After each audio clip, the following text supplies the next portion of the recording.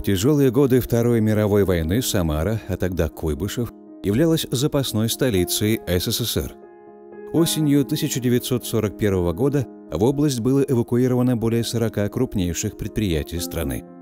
Они внесли огромный вклад в развитие страны и региона.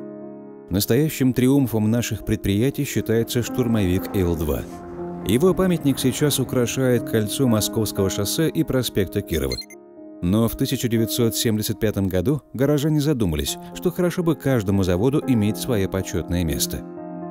Ведь многие предприятия во время войны работали по 16-18 часов, выпуская детали, механизмы и двигатели для штурмовиков. Таким образом, в 1985 году решено было открыть аллею Трудовой славы, где сейчас в честь 70-летия Великой Победы расположена Триумфальная арка.